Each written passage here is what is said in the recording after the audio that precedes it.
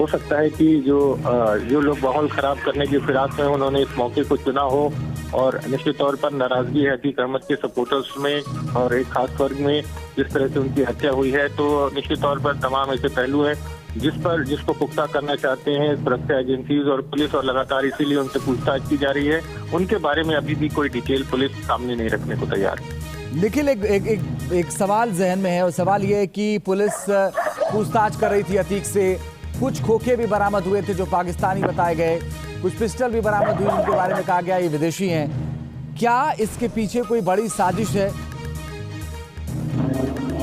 देखिए, पाकिस्तानी कनेक्शन निकल के सामने आया था। कुछ हथियार जो थे इस गिरोह के पास अतीक अहमद और अशरफ के, वो पाकिस्तानी उनका कनेक्शन सामने आया था, और उस एंगल से भी पुलिस इस पूरे मामले की जांच कर रही है। लेकिन अब जांच सिर्फ पुलिस के सीमा में नहीं होगी। जांच जो है तमाम एजेंसीज करेंगे। एनआईए भी इस मामले की जांच करेगी, एफटीएफ भी लगी हुई है। तो देखना होगा कि जांच जब विस्तृत जांच होती है तो इसका कंक्लूजन क्या निकलता है। और सबसे अहम जो कड़ी है वो 3 शूटर्स हैं जिन्होंने दोनों लोगों की, अतीक और अशरफ की हत्या की है। उनका क्या बैकग्राउंड सामने आता है, उनका क्या कनेक्शन सामने आता है, उनका क्या मोटिव है, ये सबसे अहम है इस पूरे हत्याकांड को लेकर के। और उन्हीं के सहारे जांच आगे बढ़ेगी। तो उनसे पूछताछ लगातार चल रही है, और एटीएस और एसटीएफ के अधिकारी भी मौके पर हैं, और पुलिस के अधिकारी भी हैं जो उनसे जानकारी ले रहे हैं। तो जब उनसे कुछ क्लूज मिलेंगे उसके आधार पर पुलिस और जो एजेंसीज है उनकी जांच आगे बढ़ेगी, और उसी के आधार पर कुछ कंक्लूजन इस पूरे मामले में निकाला जा सकता है। ठीक है, मानवंत बने रहिए, हम लौटेंगे आपके पास। राहुल भी लगातार बने हुए हैं। राहुल, जब अतीक से पूछताछ हो रही थी उसके बाद जो कनेक्शन सामने आए हथियार खरीदने के, जो कनेक्शन सामने आए पाकिस्तानी कारतूस के, जो कनेक्शन सामने आए और बाकी हथियारों के, उसको लेकर उसके बाद ये कहा गया कि यूपी एटीएस भी पूछताछ कर रही थी, यूपी एटीएस गई थी, बरामदगी भी हुई। अब गृह मंत्रालय इसको कैसे देखेगा? क्योंकि अब तो ना अतीक रहा ना अशरफ, लेकिन उसकी निशानदेही पर कुछ बरामदगी जरूर हुई थी।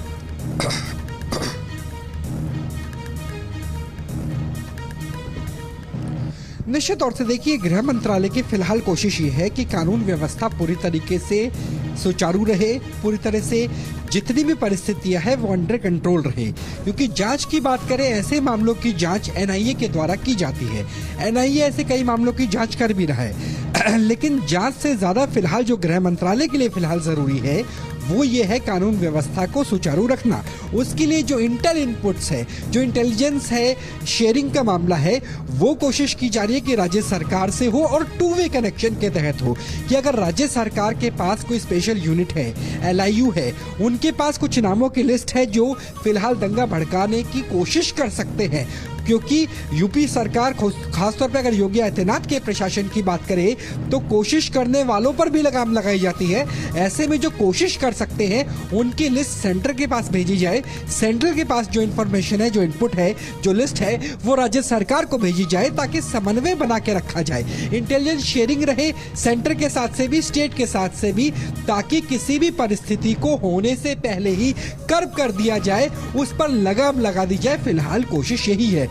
यही वजह है कि सीएपीएफ की मूवमेंट अभी तक नहीं हुई है। क्योंकि अगर अर्धसैनिक बलों को भेज दिया जाता है तो एक संकेत जाता है कि क्या वाकई स्थिति इतनी खराब हो गई है कि उत्तर प्रदेश पुलिस से संभल नहीं रही है। और क्या यही वजह है कि केंद्रीय गृह मंत्रालय को अमित शाह को इंटरफेयर करना पड़ रहा है। और यही वजह है कि सीएपीएफ यानी अर्धसैनिक बलों की मूवमेंट नहीं की गई है, अलर्ट पर रखा गया है। कोशिश इस बात की है कि जो काम हथियारों से या फिर पुलिस की मौजूदगी से नहीं हो सकता वो कई बार खुफिया सूचनाओं से हो सकता है। और उसी खुफिया सूचनाओं का आदान प्रदान दोनों ही तरफ से राज्य और केंद्र के बीच में चल रहा है।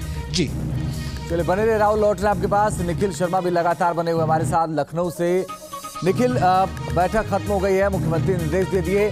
क्या लखनऊ में भी गश्त की जा रही है पुलिस की तरफ से, या सब कुछ अभी सामान्यतः ठीक है? आपके पीछे कुछ लोग नजर आ रहे हैं, वो सिर्फ मीडिया कर्मी हैं या बाकी और लोग हैं?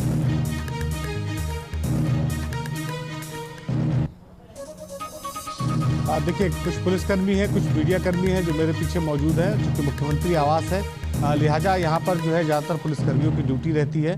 जहाँ तक लखनऊ की बात है, लखनऊ में इलाका की अगर हम बात करें, ठाकुरगंज, शहादतगंज, अगर इसके बाद ही बात करें हम पुराने लखनऊ का, चाहे वो रूमी गेट इलाका हो, इन इलाकों में थोड़ी देर पहले पुलिस की गश्त चल रही थी।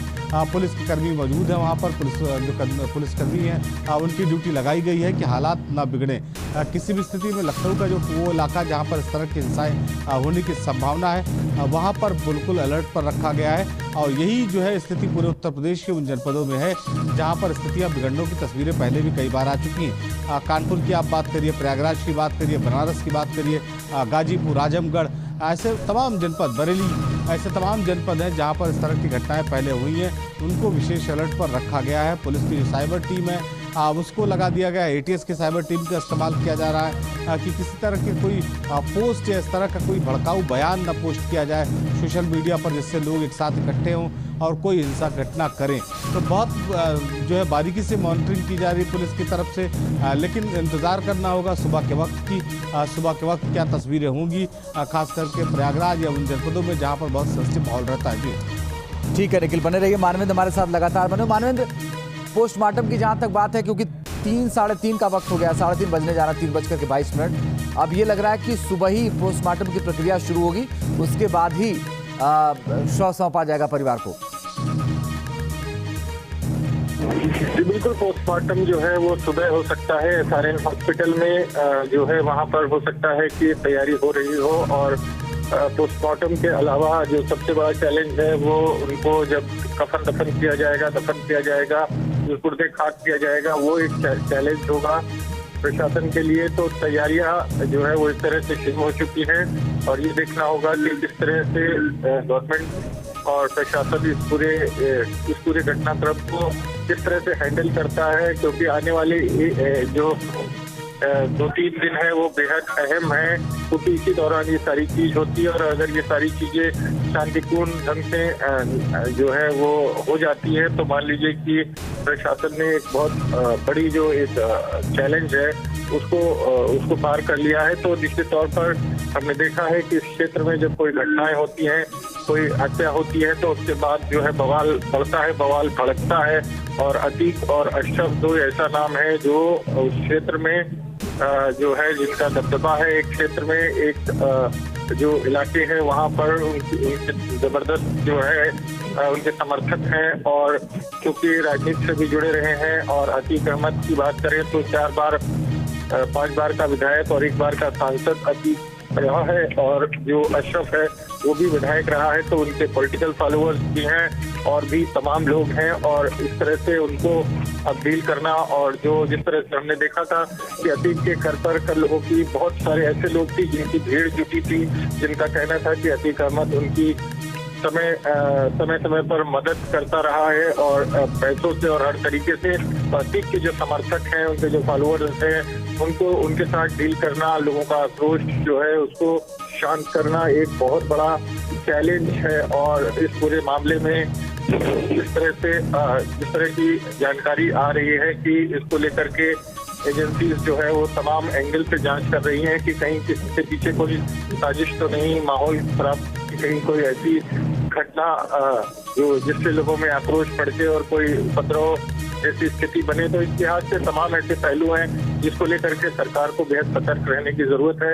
और इस क्षेत्र में हमने इसके पहले जिस एक थाने की बात हो रही है, जिस थाना क्षेत्र में की है पूरी घटना है, धूमनगंज, यहाँ पर उमेश पाल की हत्या देखी है, यहाँ पर विधायक राजू पाल की हत्या देखी है, और अब जो है वो क्या नाम है एक पूर्व सांसद और पूर्व विधायक की हत्या हुई है। तो देखना ये होगा कि किस तरह से लोगों का एक्शन आता है, प्रशासन उनके साथ किस तरह से डील करता है। ठीक है मानवेंद्र, बने रहिए, लौटेंगे आपके पास, आगे भी आपसे जानकारी लेंगे। लेकिन ये बात सही है कि जो स्थिति थी अतीक की, शायद किसी ने उम्मीद नहीं की होगी कि ये तस्वीर भी देखने को मिलेगी। निखिल शर्मा मेरे सहयोगी लगातार लखनऊ से बने हुए हैं। निखिल, क्या कल सुबह भी कोई मीटिंग कॉल की है मुख्यमंत्री योगी आदित्यनाथ ने?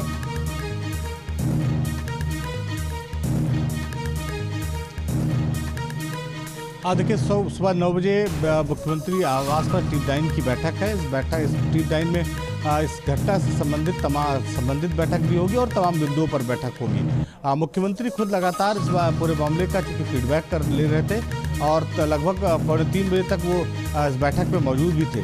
उसके बाद जो उनके अधिकारी हैं तमाम, जो उनके आवास पर मौजूद रहते हैं, वो हर 2-2 घंटे पर फीडबैक ले रहे हैं प्रयागराज और आसपास के जो तमाम जनपद है वहाँ से। तो सुबह के वक्त से मुख्यमंत्री सक्रिय हो जाते हैं, लिहाजा ये माना जा रहा है कि सुबह के वक्त एक बेहद महत्वपूर्ण बैठक उनके आवास पर टीम 9 से पहले, जो टीम 9 की बैठक 9 बजे होती है उससे पहले बुलाई जा सकती है। हालांकि वो बैठक अभी कै बजे होगी इसकी तस्वीरें साफ नहीं है, चूँकि प्रमुख सचिव, अपर मुख्य सचिव गृह और इसके साथ ही जो डीजीपी हैं उनको प्रयागराज जाना है, वो प्रयाग जाएंगे या नहीं जाएंगे, उसके बाद ही अगली मीटिंग तय होगी। जी, अगली मीटिंग वो प्रयागराज जाएंगे या नहीं जाएंगे इसके बाद तय होगी। लेकिन राहुल, मुख्यमंत्री की नज़र तो है ही, और मुख्यमंत्री ये चाहते हैं कि जल्द से जल्द अधिकारी मौके पर पहुंचे, और शायद कुछ अधिकारी लखनऊ से भी कल सुबह विशेष विमान से जा सकते हैं, जिसमें होम सेक्रेटरी का नाम सबसे पहले आया था, बाद में डीजीपी और होम सेक्रेटरी दोनों साथ में हो सकता है जा सकते हैं। लेकिन इस पूरी घटना में एक बात तो साफ है कि अपराध को लेकर की जो बात बार बार कही जा रही थी कि आगे क्या होगा, आगे क्या होगा, वो एक चीज दिखा कि तीनों हमलावरों को पकड़ा गया। लेकिन क्या आपको लगता है कि इस पूरे कनेक्शन में कोई बड़ी साजिश हो सकती है राहुल? क्योंकि एक के बाद एक खुलासे हो रहे थे, एटीएस जांच कर रही थी, और इसी दौरान अतीक की गोली मारकर हत्या, वो भी उस वक्त मौके पर।